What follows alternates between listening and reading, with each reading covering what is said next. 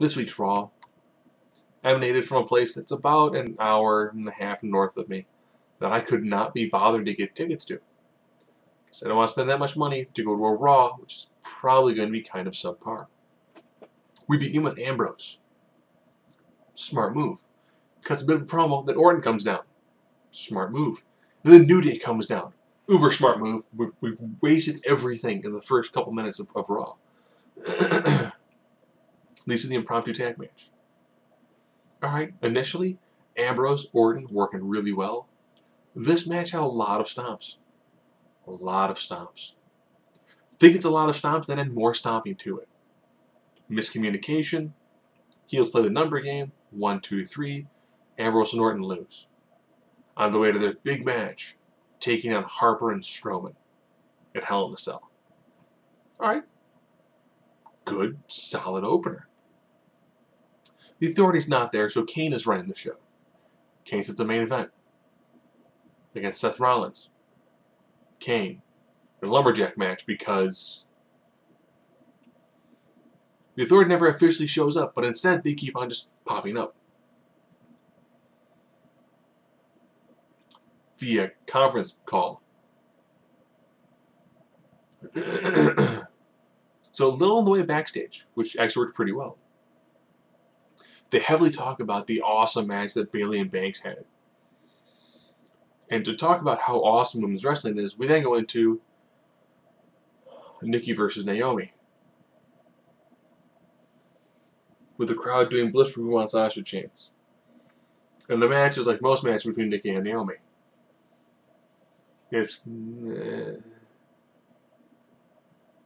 at least Brie got on the announce table and started chanting, "We want Sasha" as well, to try to drive a wedge in Team Bad, so they did with Team PCB. Because the Bellas, they spearheaded the Divas Revolution Mangle.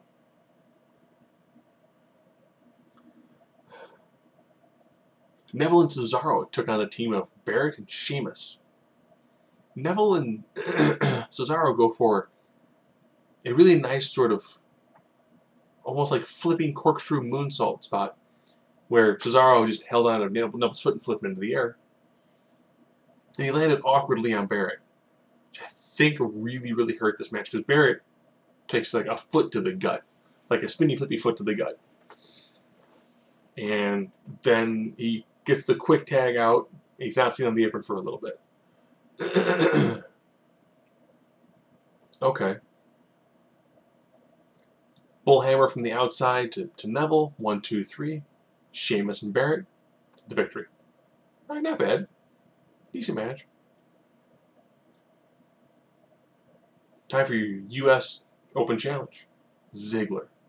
Ziggler throws out pretty much every single move he's gotten. John kicks out of 2 every single time.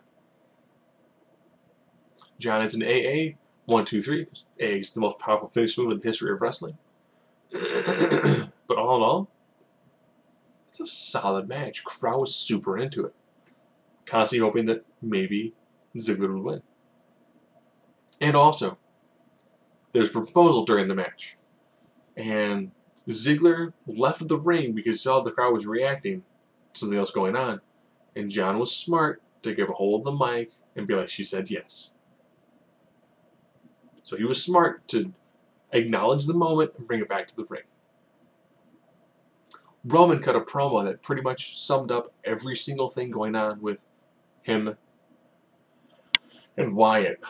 So if you don't watch wrestling in the past couple of months, you're caught up to speed now.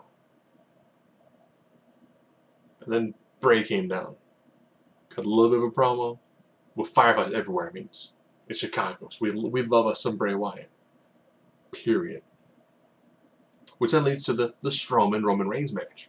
Now, you know, Roman's got to look strong. He's going into a match with Bray Wyatt that he has to win because Bray Wyatt ends up being your gatekeeper for the main title. And by man, I mean the one that Seth wears, not the one that Cena wears. And, of course, he dominates Strowman, gets Strowman on the outside, wins by countout. So the match, again, was kind of like, oh, yay. Superman punch off of the steps was enough to knock Strowman up and over the announce table. Physics aside, when a man is standing here and you jump and punch him down, I guess the force made his body crunch and then like a spring explode with potential energy becoming kinetic to land up and over the table.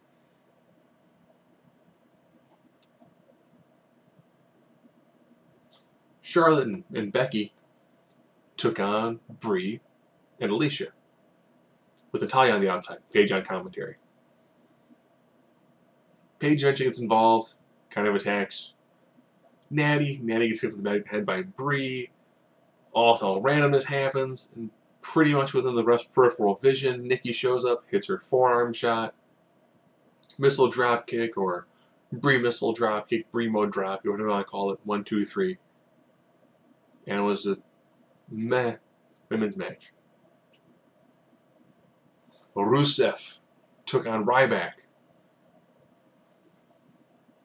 in another kind of meh match. At least Summer Rae got in the ring, and they fully acknowledged that Lana and Rusev are married or are engaged. Which I guess that then ends the Ray Ruru storyline with no resolution. Yay! But it's done, right?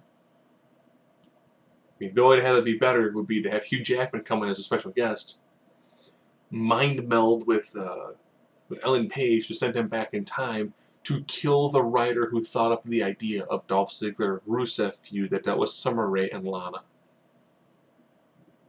We now get to rebuild them. This feud is the equivalent of being the hot young heel and facing John Cena.